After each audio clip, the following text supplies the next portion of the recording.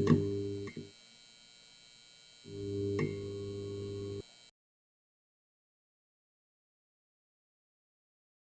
guys, Stockaholics, thank you guys for being here today.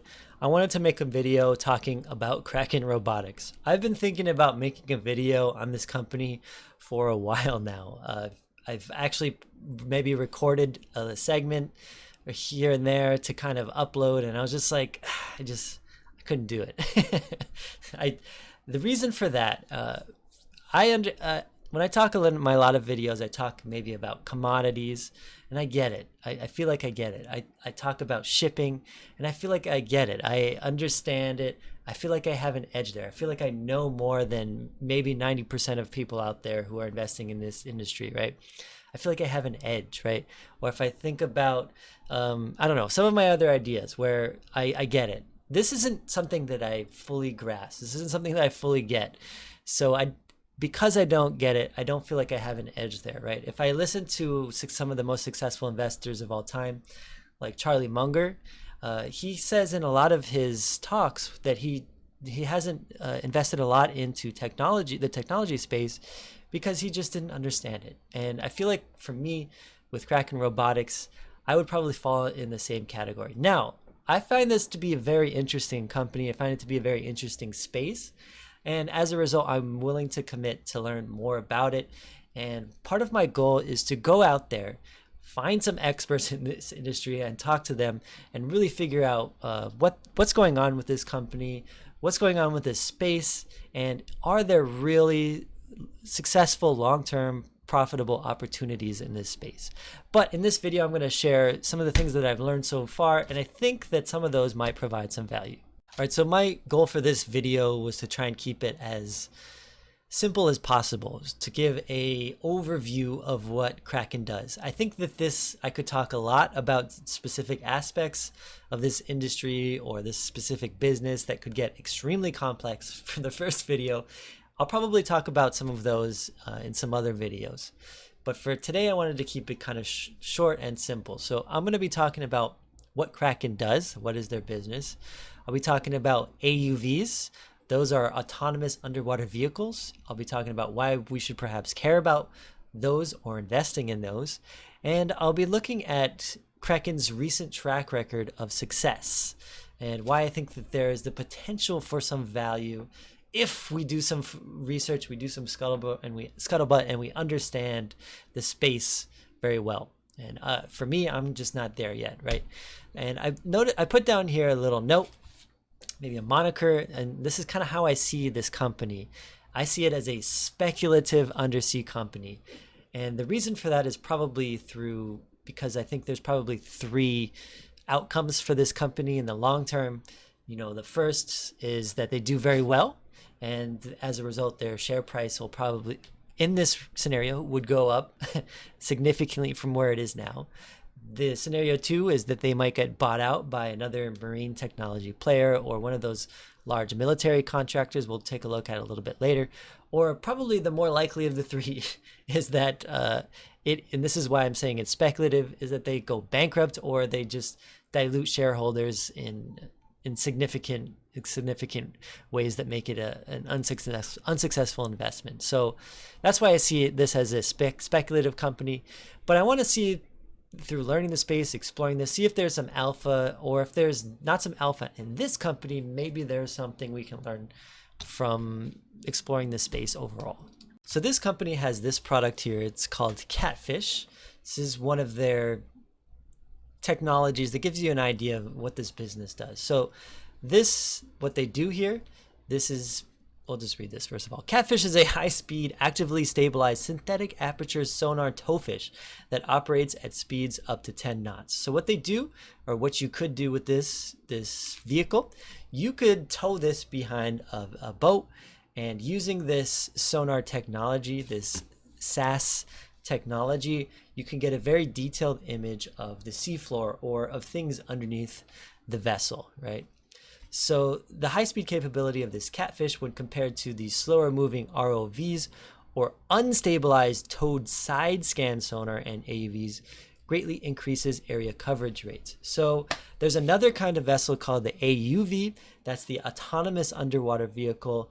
And instead of it being towed like this vessel, it would self-propel itself. It would have a course, a guided course that it would go on through robotic technology, and it would create the same kind of SAS images, but it would just do it autonomously without human intervention, right?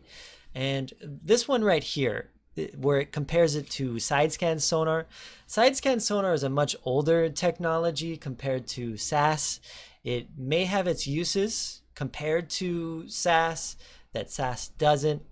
What I'm going to do, instead of talking explicitly on this, I'll probably make a video comparing these two kinds of technologies and why I think there's more potential in SAS in the long run than the traditional side-scan sonar. But I feel like if I was going to do that all in this video, this would again just be an incredibly long video. So they have some other products that allow them to see underwater as well in some different ways. So this is another one of their products called SeaVision. Basically what this does is there's a computer robotic arm attachment that you could attach to one of these underwater vehicles. And this can scan different objects underwater and give you a highly detailed visual representation of that particular product. So in this case, I believe what we're looking at here using this SeaVision product is something called a mooring chain. And so what this is basically is just a gigantic chain that would attach to something underwater. In many cases, these might be used to attach to the seafloor to something like an oil rig on the surface of the water, right? The thing is, these kinds of things need to be surveyed periodically to make sure that they're in pristine condition. And in the past, a lot of and actually still in present in many cases, what you would need to do is you would need to hire a very skilled, high-paying professional like an undersea diver to go down and go actually physically inspect some of these products. But if you don't need that person, and instead you can use this robot that can create these detailed images instead, these probably provide some more value compared at more efficient cost levels compared to some of those other products. Services. One of the companies that I invest in is called Gazprom. What they have been doing, they have been putting a pipeline underwater, right? And then when you think about a pipeline, you can't just put a pipeline underwater and say, okay, guys, we put it here, it's good, let's just forget about it. Let's just hope all of the gas keeps getting there for 20, 30 years. It should be fine, right? No, you can't do that. You need to periodically go down. You need to survey these things, make sure it's safe. And that's what some of these kinds of products here do. They make sure that all of these things that are underwater that you can't easily see from the surface, to make sure that they're safe, what they do is they make these things visible. They make surveying possible. This product here from this company, I believe, is where we start to get into the bread and butter of this company. If you listen to the CEO of this company and some of his investor conferences, investor presentations, he talks about how he sees this product as perhaps the bread and butter of this company. And for me, if I were to invest in this company, this would probably be the reason for that. So first of all, Synthetic Aperture Sonar, right? So they have this product. First of all, MinSAS is a configurable miniature interferometric synthetic aperture sonar. So again, what this is doing is it's taking a very detailed image of the seafloor. Now, we mentioned before they had the Catfish, which was a towfish kind of technology that uses this. And I didn't show you the specific product, but they also have an autonomous underwater vehicle that also has this technology in it. Now, what makes me interested in a company like this is that this kind of technology doesn't necessarily need to be sold through either of those products directly. If customers wanted, they can purchase this product directly and put it into whatever vehicle they want to take a look at what's going on underwater on the seafloor. And the reason I think that's kind of an important detail is if you think about military applications for this kind of technology. Let's say that you wanted to have a fleet of autonomous underwater vehicles. Let's say you're the Canadian military or the Canadian Navy. Let's say that you have 100 underwater vehicles and you say, okay, Kraken's AUV technology is okay. Maybe we'll use that. Maybe we'll put some of those in our fleet, but we really like their SAS technology. Well, then they can purchase that and put it into any vehicle that they want, right? So that's where I see a lot of the value in this company. I might not be correct in seeing that, by the way. Some of their other products, which we'll take a look at, are also selling quite well, but maybe in some other videos we'll take a look at those.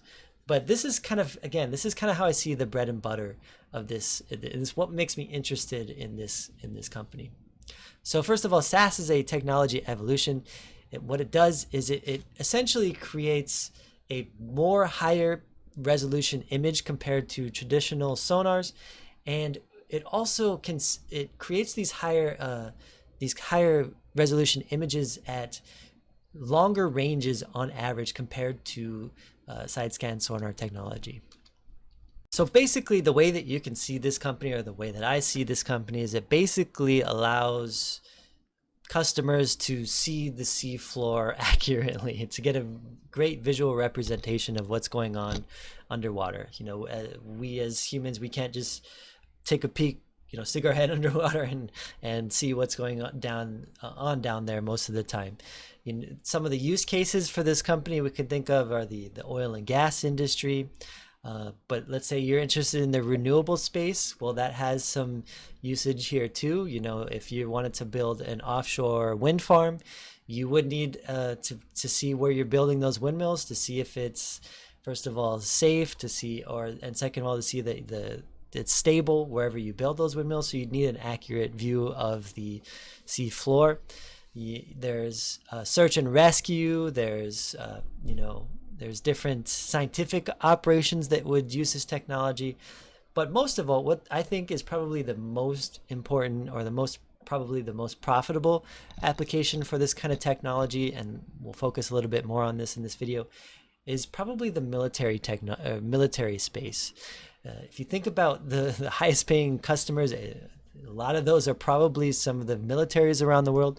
If you take a look at the United States military, they spend tons and tons of money on military technology, and I think that's what a lot of the applications for this one of the main ones are for this technology. So one of the major uses, one of the major investment cases is through the military, and what we're starting to see is a lot of major militaries around the world starting to invest in this technology. And what better way to showcase this is through one of the United States' major military competitors. That would probably be China. So China's Navy reveals new large underwater robot, which could be a game changer.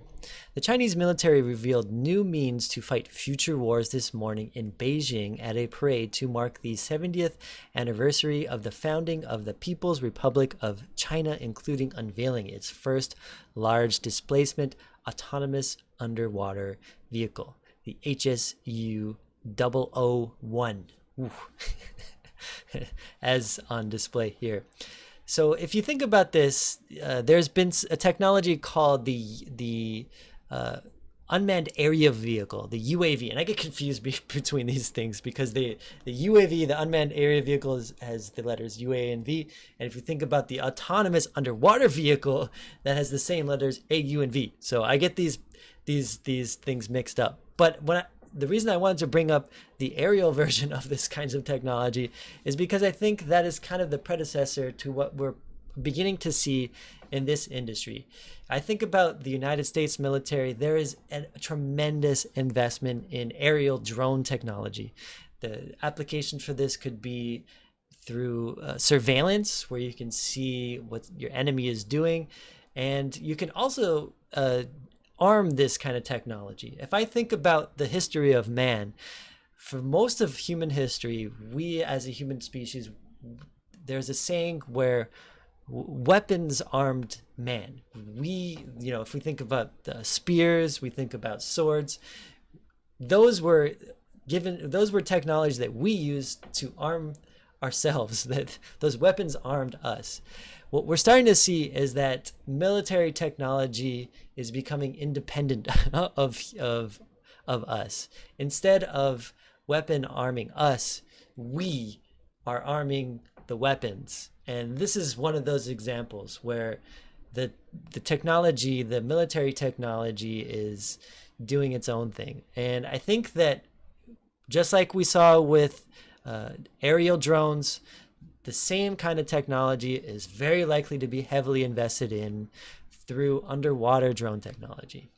All right, Kraken isn't the only player in this space.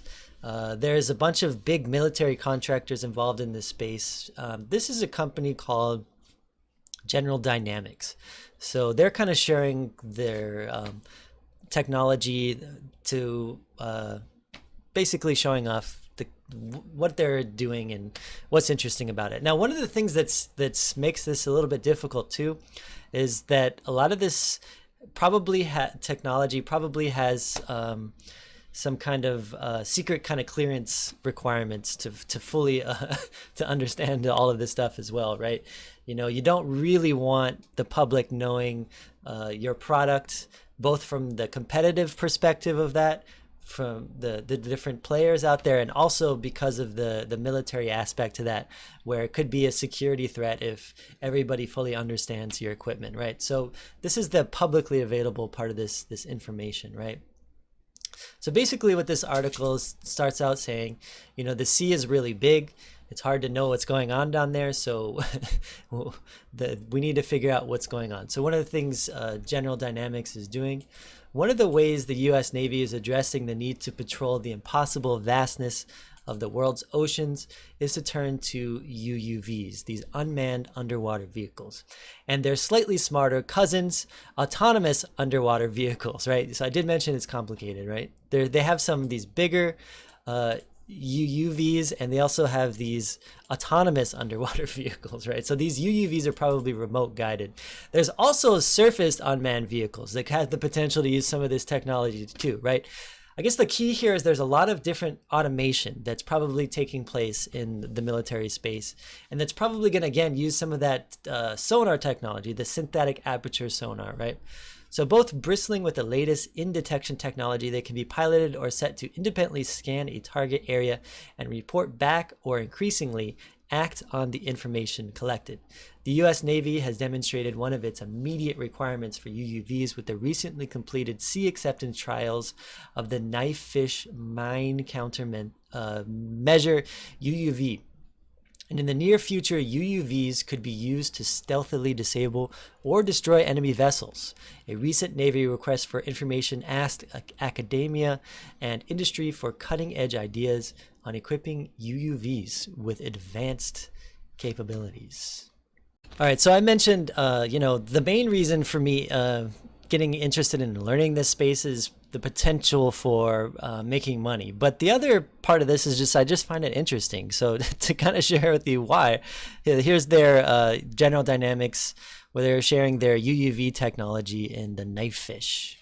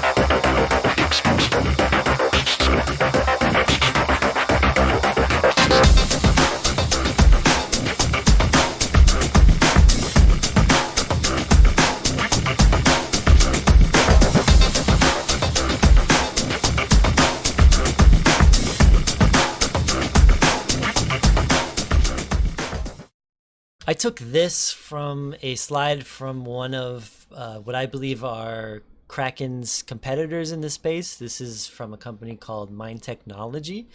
They focus, or from my understanding of them, they focus more on side scan sonar, but they're trying to get involved in the SAS space.